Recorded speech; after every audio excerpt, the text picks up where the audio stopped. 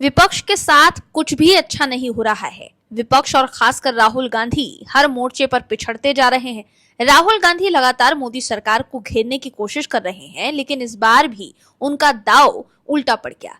और supreme court से जो खबर आई है, उससे तो उनकी नींद जरूर उड़ गई होगी, क्योंकि जिस बात का डर राहुल गांधी को था वही हो गया है। एक बार फिर से वो कोर्ट में फंस गए हैं, जिसके बाद अब साफ हो गया है कि विपक्ष के लोग सिर्फ राजनीतिक रोटियां सेककर अपनी राजनीति चमकाने में लगे हुए हैं। राहुल गांधी अब क्या करेंगे, ये देखना होगा। आगे बताएंगे आपको कि कैसे वो सुप्रीम कोर्ट में फंस गए हैं। उससे पहले बता दें कि विपक्ष को एक बार फिर बड़ा झटका लगा है। एसआईआर पर चुनाव आयोग ने सुप्रीम कोर्ट में विपक्ष को एक्सपोज कर दिया है। चुनाव आयोग का कहना है कि विपक्षी दलों ने सिर्फ 2 आपत्तियां दर्ज करवाई हैं। वहीं एक एक कर कांग्रेस के कारनामे बाहर आ रहे हैं। राहुल गांधी बिहार में जिन लोगों से बात कर वोट चोरी का आरोप लगा रहे हैं, वो बाद में पलट जा रहे हैं। कोई कह रहा है कांग्रेस के लोग ऐसा बोलने के लिए कहे थे, तो कोई कह रहा है जानकारी के अभाव में उन्होंने ऐसा कह दिया था, वो एसआईआर से संतुष्ट हैं। दर्शकों, कांग्रेस नेता राहुल गांधी और राजद नेता तेजस्वी यादव ने जोर शोर से बिहार में वोटर अधिकार यात्रा निकाली, एसआईआर पर जमकर लोगों को गुमराह किया। लेकिन अब उनके एक एक झूठ की कलई खुलकर सामने आती जा रही है। ताजा मामला एक वायरल वीडियो का है। वीडियो में रफीगंज निवासी अमन कुमार से नेता प्रतिपक्ष राहुल गांधी और तेजस्वी यादव ने पूछा कि वो एसआईआर के बारे में क्या जानते हैं। इस पर अमन ने कहा कि इसका मतलब है कि गरीबों का नाम वोटर्स लिस्ट से हटा दिया जाएगा। असल में उसकी शिकायत थी कि उसके पिता रजाक का नाम लिस्ट से हटा दिया गया है। अमन ने तो राहुल गांधी के सामने ये तक कह दिया कि आगे चलकर गरीबों से मतदान करने का अधिकार तक छीन लिया जाएगा। अमन के बयान के बाद राहुल गांधी ने कहा था, बिल्कुल यही हो रहा है। लेकिन वीडियो वायरल हुआ तो स्थानीय प्रशासन और चुनाव आयोग ने अमन की शिकायत की जांच की। इसमें पता चला कि रजाक के साथ अमन का भी नाम वास्तव में वोटर लिस्ट में मौजूद था। प्रशासन ने अमन से इस पर सवाल पूछा तो उसने कहा कि लिस्ट उसने चेक ही नहीं की थी। इसके बाद अमन कुमार ने वीडियो बनाकर ही सार्वजनिक रूप से माफी मांगी और कहा कि उसे गलत जानकारी मिली थी। अमन के इस वीडियो को बीजेपी आईटी सेल के प्रमुख अमित मालवीय ने एक्स पर शेयर करते हुए राहुल गांधी पर निशाना साधा है। अमित मालवीय ने एक्स पर लिखा, राहुल गांधी ने अपने प्रचार वीडियो में निर्दोष मतदाताओं को झूठ बोलने के लिए मजबूर करने का नया चलन अपनाया। अमन के अलावा रंजू देवी नाम की महिला ने भी कांग्रेस की पोल खोल दी थी कि कांग्रेस के लोगों ने उन्हें राहुल गांधी के सामने ये कहने के लिए कहा था कि उनका नाम वोटर लिस्ट से कट गया था, लेकिन उनका नाम वोटर लिस्ट में ही है। इसके अलावा सुप्रीम कोर्ट भी ये देखकर हैरान है कि एसआईआर को लेकर विपक्षी दल कोर्ट तो पहुंच रहे हैं, मगर चुनाव आयोग के सामने जाकर आपत्तियां दर्ज क्यों नहीं करवा रहे।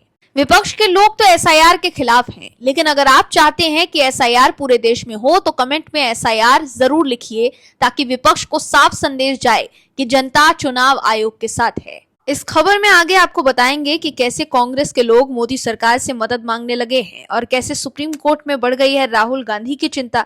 तो बने रहिए हमारे साथ अंत तक और देखते रहिए हमारी एक खास रिपोर्ट। साथ ही आप दर्शकों से ये विनम्र निवेदन है कि चैनल को सब्सक्राइब करना बिल्कुल भी ना भूलें।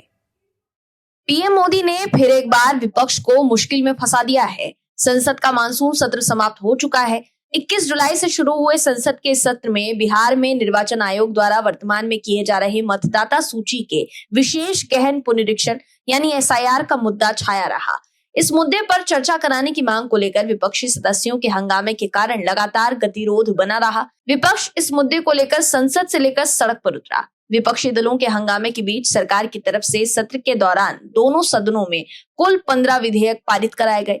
सत्र के समाप्त होते होते सरकार ने संविधान के 130वें संशोधन बिल के रूप में बड़ा दांव खेल दिया है।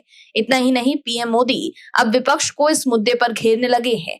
ऐसे में बिहार चुनाव से पहले विपक्ष के सामने बीजेपी ने भ्रष्टाचार के मुद्दे पर एक नई चुनौती पेश कर दी है। इस बिल से विपक्ष के लोग काफी परेशान हैं। राज्यसभा सांसद और विपक्ष के चहेते वकील कपिल सिब्बल ने दागी पीएम, सीएम और मंत्रियों को हटाए जाने वाले विधेयक पर आपत्ति जताई है। सिब्बल का आरोप है कि इन विधेयकों के माध्यम से सरकार विपक्ष को निशाना बनाना चाहती है। सिब्बल ने यह भी कहा है कि केंद्र सरकार में किसी के भी खिलाफ ऐसे मामले दर्ज नहीं किए गए हैं। कपिल सिब्बल का आरोप है कि विपक्ष के नेताओं को सिर्फ एफआईआर के आधार पर महीनों जेल में रखा गया है। सिब्बल ने कहा है कि बीजेपी का लक्ष्य लोकतंत्र को खत्म करना है। वहीं केंद्रीय गृह मंत्री और वरिष्ठ बीजेपी नेता अमित शाह ने कहा है कि मैंने संसद में देश की जनता से पूछा है, क्या वे चाहते हैं कि प्रधानमंत्री जेल से सरकार चलाएं? ये कैसी बहस है? ये नैतिकता का सवाल है। अब वे पूछ रहे हैं कि इससे पहले संविधान में क्यों नहीं शामिल किया गया। जब संविधान का मसौदा तैयार किया गया था तब यह अनुमान नहीं लगाया गया था कि जेल जा चुके लोग निर्वाचित पदों पर बने रहेंगे। गृह मंत्री अमित शाह ने दिल्ली के मुख्यमंत्री रहते हुए भ्रष्टाचार के आरोपों में अरविंद केजरीवाल की गिरफ्तारी और जेल जाने के बाद उनके इस्तीफा देने से इनकार करने का भी जिक्र किया। शाह ने कहा, एक ऐसी घटना हुई थी जहां एक मुख्यमंत्री जेल से सरकार चला रहे थे, तो क्या संविधान में संशोधन होना चाहिए या नहीं? उस समय भी बीजेपी की सरकार थी, लेकिन हमें ऐसी स्थिति का सामना नहीं करना पड़ा। दर्शकों, विपक्ष हर तरफ से बैकफुट पर है। राहुल गांधी एक तो हलफनामा नहीं दे रहे, लेकिन वोट चोरी का आरोप लगा रहे हैं और बिहार में यात्रा निकाल रहे हैं। लेकिन पीएम मोदी ने बिहार जाकर बता दिया है कि वो अपने फैसले से पीछे हटने वाले नहीं है। बिहार में पीएम मोदी ने कहा है कि एनडीए सरकार ने तय किया है कि देश का भविष्य घुसपैठियों को तय करने नहीं देंगे। बिहार के युवाओं का भविष्य घुसपैठियों को बर्बाद करने नहीं देंगे। इस खतरे से निपटने के लिए मैंने डेमोग्राफी मिशन की शुरू करने का संकल्प लिया है। घुसपैठियों की बढ़ती संख्या देश के लिए चिंता का विषय है। सीमावर्ती इलाकों की डेमोग्राफी बदल रही है। एनडीए सरकार जल्द ही डेमोग्राफी मिशन की शुरुआत करने जा रही है। कांग्रेस और राजद जैसे दल बिहार के गरीबों का हक छीनकर घुसपैठियों को देना चाहते हैं। ये सब वोट बैंक और तुष्टीकरण के लिए कर रहे हैं।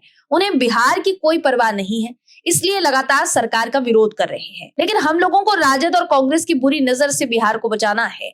वहीं उपराष्ट्रपति चुनाव को लेकर महाराष्ट्र में राजनीतिक सरगर्मी बढ़ी हुई है। बीजेपी की ओर से मुख्यमंत्री देवेंद्र फडणवीस विपक्षी दलों के नेताओं से संपर्क करके एनडीए के उपराष्ट्रपति उम्मीदवार सीपी राधाकृष्णन के लिए समर्थन मांग रहे हैं। इसी कड़ी में उन्होंने एनसीपी एसएसपी के चीफ शरद पवार और शिवसेना यूबीटी के प्रमुख उद्धव ठाकरे से संपर्क किया है। फडणवीस का कहना है कि एनडीए उम्मीदवार के महाराष्ट्र के वोटर होने के नाते इन दलों से राधाकृष्णन के लिए सहयोग मांगा गया है।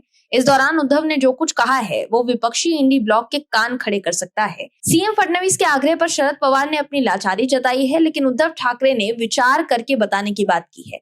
सीएम देवेंद्र फडणवीस ने एएनआई से बातचीत में ये कहा कि मैंने उद्धव ठाकरे जी और शरद पवार जी से फोन पर बात की है और उनसे अनुरोध किया है कि उपराष्ट्रपति के चुनाव में महाराष्ट्र के गवर्नर सीपी राधाकृष्णन की उम्मीदवारी का समर्थन करें।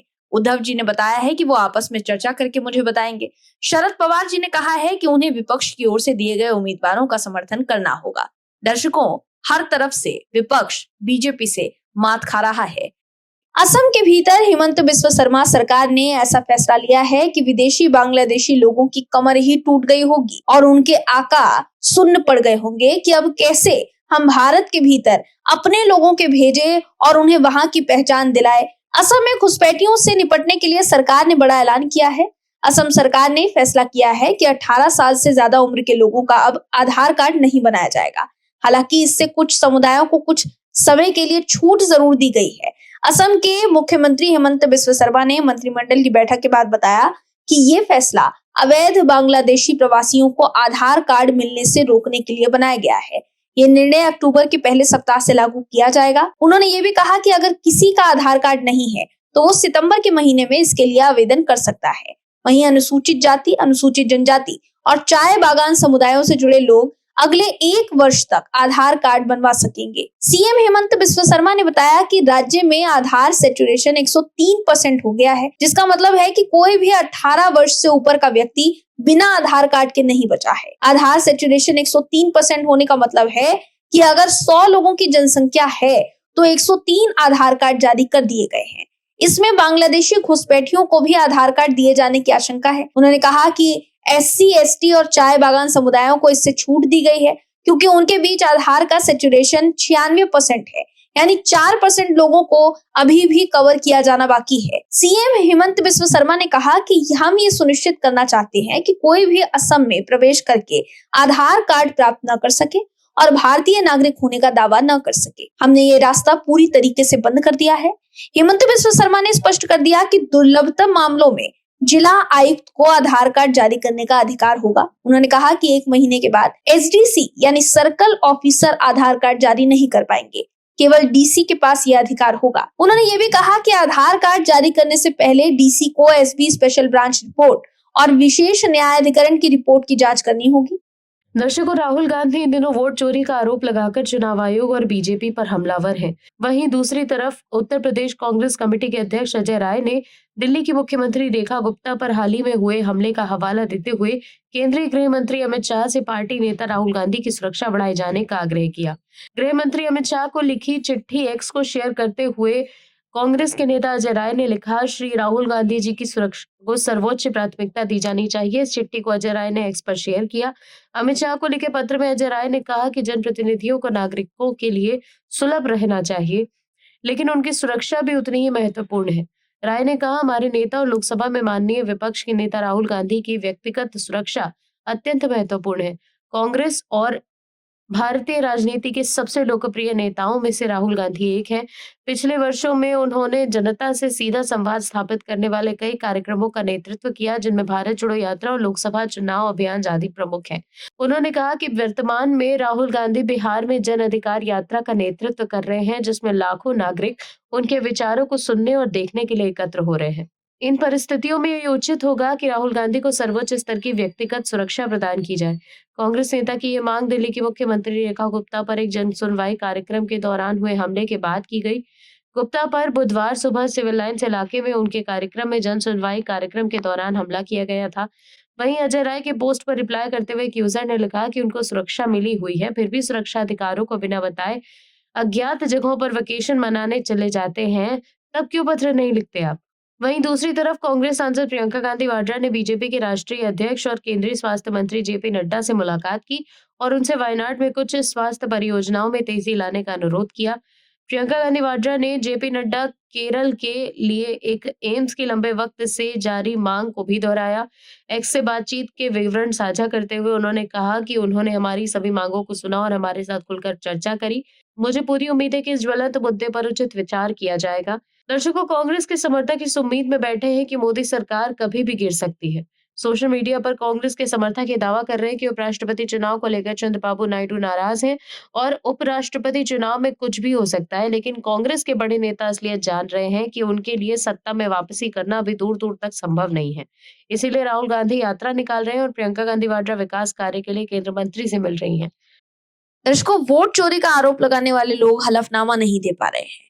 राहुल गांधी एसआईआर को लेकर भी चुनाव आयोग पर निशाना साध रहे हैं, लेकिन चुनाव आयोग ने बताया है कि राजनीतिक दलों के बूथ लेवल एजेंट्स ने केवल 2 आपत्तियां दर्ज कराई है। इसको लेकर सुप्रीम कोर्ट ने बिहार में मतदाताओं के नाम हटाने को लेकर राजनीतिक दलों की कम भागीदारी पर हैरानी जताई है।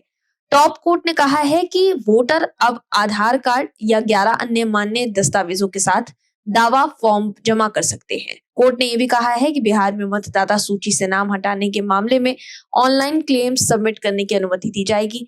जस्टिस सूर्यकांत और जस्टिस जयमाल्य बागची की बेंच ने एसआईआर को चुनौती देने वाली याचिकाओं पर सुनवाई की। ये याचिकाएं आरजेडी सांसद Manoj Jha, association for democratic reforms PUCL, activist Yogendra Yadav, Trinamool Congress सांसद महुआ मोइत्रा और बिहार के पूर्व एमएलए मुजाहिद आलम ने दायर की है।